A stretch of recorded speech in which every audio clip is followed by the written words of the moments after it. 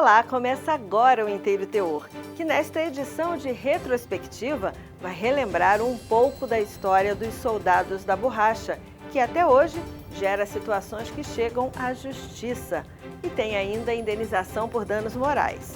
Não sai daí! TRF da Primeira Região nega acumulação de pensão a descendente de soldado da borracha. Justiça Federal garante indenização por danos morais a cidadão com CPF emitido em duplicidade. É a partir de agora. Vem comigo.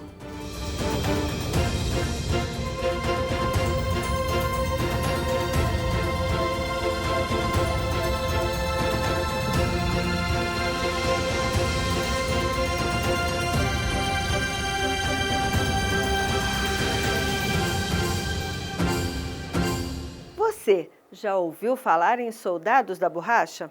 São brasileiros que trabalharam como seringueiros entre 1943 e 1945, com o objetivo de extrair o látex da borracha na Amazônia para os Estados Unidos, depois de um acordo feito com o Brasil. Esses trabalhadores conquistaram o direito à pensão vitalícia na Constituição Federal. Mas muitos pedidos ainda chegam à Justiça, tanto por negativas indevidas como por solicitações de pensão sem respaldo legal.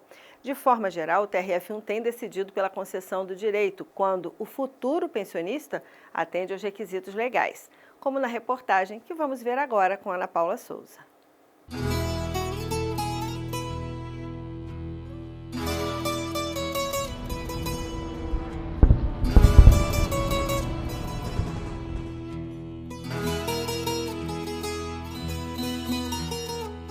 Como família e tendo ouvido todas as histórias dele, eu vou te falar que eu acho que, na verdade, eles foram explorados. Essa que é a minha visão.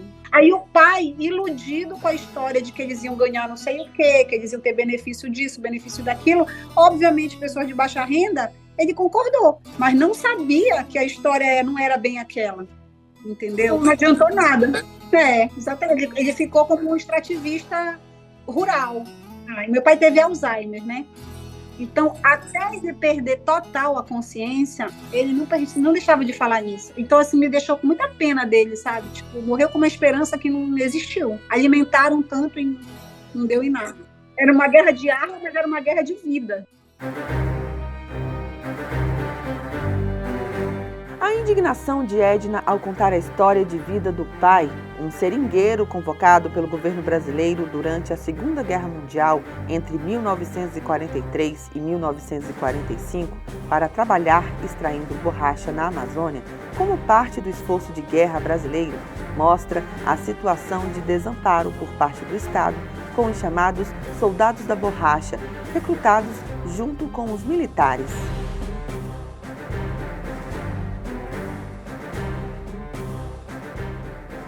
A seringueira é a árvore que produz o látex, uma espécie de borracha natural. Esse produto impulsionou a economia na década de 40, mas a exportação caiu por conta da Segunda Guerra Mundial. Daí, para aquecer a economia, enquanto o mundo estava em guerra, o Brasil recrutou os soldados da borracha. Esse projeto resultou na expansão demográfica da Amazônia, que recebeu mais de 55 mil seringueiros, em sua maioria nordestinos. A borracha extraída do látex ficou conhecida como ouro branco e muitos trabalhadores pensaram que o seu empenho seria valorizado.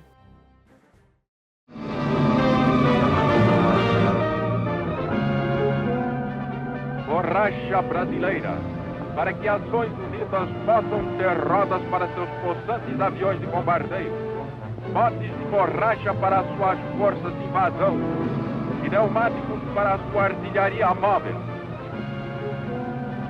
lagartas para seus tanques e milhares de outros itens necessários para manter suas frotas marítimas e aéreas no seu irresistível avanço para a vitória. Foi prometido aos soldados da borracha que, após a guerra, estes retornariam à terra de origem e seriam condecorados, assim como os que foram para a frente de guerra. Mas muitos morreram de doença como malária ou por acidentes pela vivência no ambiente de selva. Os sobreviventes ficaram na Amazônia por não terem dinheiro para pagar a viagem de volta ou porque estavam endividados com os seringalistas.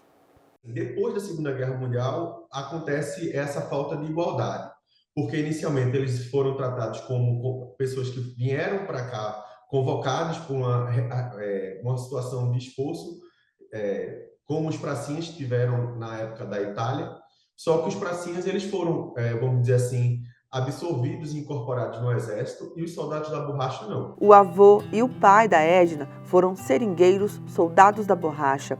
Ela conta que na convocação o pai tinha apenas 16 anos de idade e após a vida como seringueiro, nunca mais teve contato com a mãe e outros familiares. O caso do meu pai foi um caso que eu acho que foi um pouco diferente, porque o meu pai ele foi convocado, mas ele tinha apenas 16 anos, ele não tinha 18.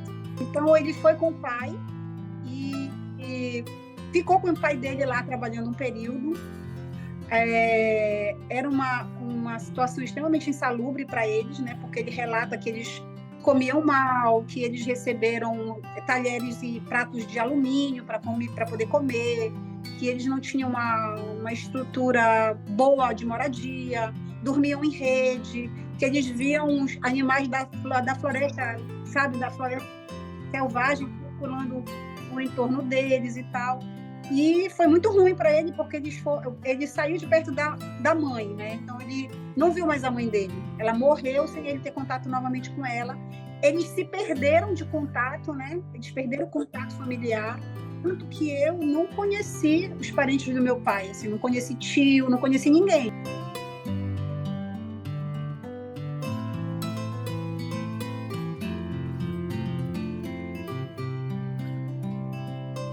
Embora esses trabalhadores que ajudaram o Brasil em esforço de guerra nunca tenham sido incorporados às Forças Armadas, outro tipo de reparação foi instituído pela Constituição de 1988, que garantiu aos soldados da borracha e a seus dependentes o pagamento de uma pensão vitalícia no valor de 2 salários mínimos. Esse direito está previsto no artigo 54 do Ato das Disposições Constitucionais Transitórias, que são determinações descritas no final do texto constitucional. Edna conta que a mãe, viúva do seringueiro José Aires de Almeida, recebe o benefício, que é complementado com a ajuda dos filhos. Até hoje eu pago o plano de saúde da minha mãe. Porque a minha mãe ela é aposentada com a aposentadoria do meu pai, ela é pensionista, né? E o máximo que ele conseguiu com essa história de extrativismo e herói foi 2 salários mínimos do INSS. E ela vive desses 2 salários mínimos. Então, assim, eu que pagava o plano de saúde do meu pai. De 1945, do final da Segunda Guerra Mundial, até 1988, essas pessoas não existiam, não tinham nenhum tipo de direito. Aí, a partir da Constituição de 88, eles passaram a ter esse benefício assistencial, que ele não pode ser confundido com um benefício de aposentadoria, porque não é uma aposentadoria, é como se fosse um benefício de prestação continuada, que é o quê? Pessoas que são, no caso, os soldados da borracha, eles têm que provar que eles foram convocados na Segunda Guerra Mundial e arregimentados para poder ter acesso a esse benefício, e não apenas porque eles foram convocados, porque eles também têm que mostrar a carência atual da sua vida. Mesmo estando previsto na Constituição, muitos seringueiros, soldados da borracha e seus familiares ainda precisam recorrer à Justiça para garantir esse direito. Esses processos são julgados pelo Tribunal Regional Federal da Primeira Região, que tem proferido decisões favoráveis aos trabalhadores e seus familiares. Mas em julgado recente da primeira turma do TRF1, o benefício foi negado, pois uma dependente de soldado da borracha, que já possuía a aposentadoria superior a 2 salários mínimos, pretendia acumular com a pensão por morte especial de seringueiro. O relator, desembargador federal Gustavo Soares Amorim, destacou que a carência da autora não foi comprovada e que a lei impossibilita a acumulação. Os requisitos legais são bem claros. Não existe a possibilidade de acumulação. Segundo, eu tenho que provar que eu sou dependente, carente de um soldado da borracha ou de uma soldada da borracha que foi convocado e que essa renda é exclusiva para a minha sobrevivência.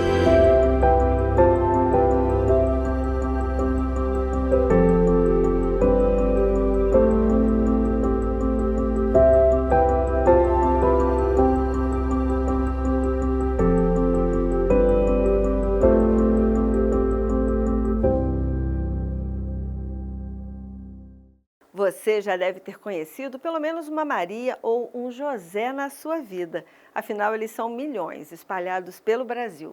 De acordo com um levantamento feito pela empresa ProScore em 2021, existem milhares de pessoas homônimas, ou seja, que têm o mesmo nome.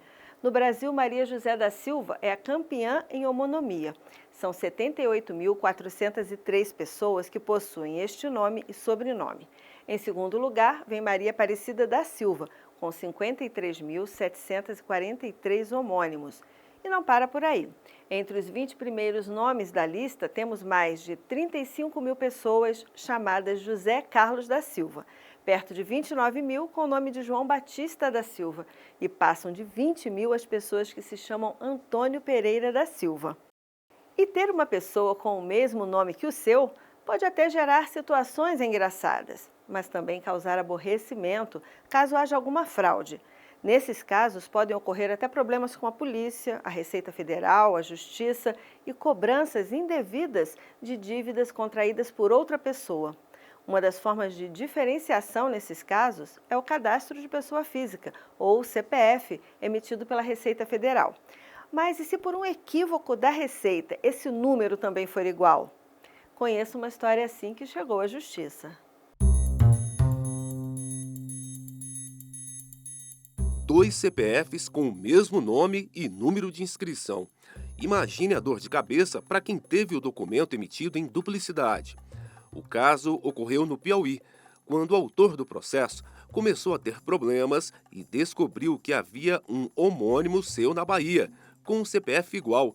O advogado dele disse que houve muito transtorno. Ele tinha um PIS/PASEP para receber junto ao banco, né, que era um direito garantido a ele como trabalhador, e ele não conseguiu ter acesso a esses valores porque o CPF dele, outra pessoa já havia se beneficiado desse recebimento. Foi uma fraude, na verdade, né? O piauiense entrou na Justiça Federal com um pedido de indenização. Ao analisar o caso, o juiz reconheceu que ficaram provados no processo a duplicidade indevida do CPF e o saque.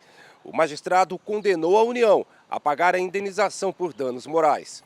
No recurso ao Tribunal Regional Federal da Primeira Região, a União sustentou que não houve má-fé da Receita Federal ao emitir o CPF em duplicidade e que o autor não demonstrou qualquer dano moral. Alegou que o valor da indenização, fixado pelo magistrado em R$15 mil, seria exorbitante e desproporcional.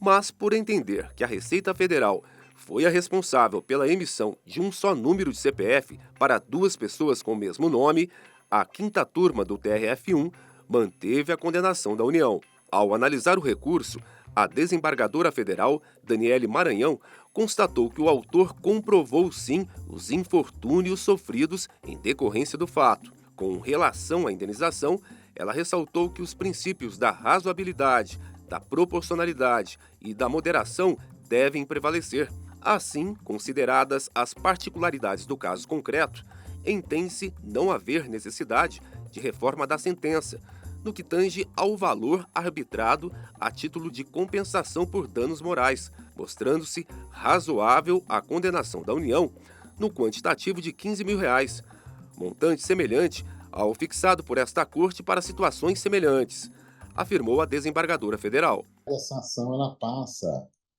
a compor, vamos assim dizer, no histórico, né, da doutrina e da jurisprudência, em que a União ela é responsável por esses dados, ela é responsável quando houver fraude, porque ela que detém, né, o poder e o controle sobre os dados do CPF, né, do Brasil todo, e não os bancos.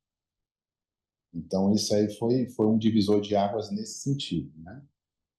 Porque, via de regra, naquela época, você faria ação de indenização contra a Caixa, né? Então, hoje, naquele momento, a gente entendeu que o erro não era da Caixa, o erro era da União.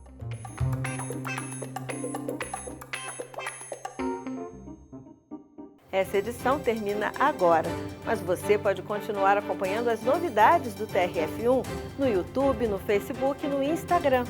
E semana que vem eu volto com mais Inteiro Teor. Um Feliz Natal a todos! Tchau!